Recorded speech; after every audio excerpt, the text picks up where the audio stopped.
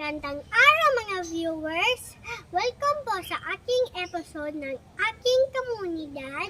Ako po si Amel Viviana Sala Charvet na uulat sa Vista Verde Phase 7. Aking pamilya ay sina Christian, Erica, Erin, Amel at si Ellie. Nakatira dito simula 2017. Aking komunidad ay napalilibutan ng mga gusali at mga bahay at mga puno.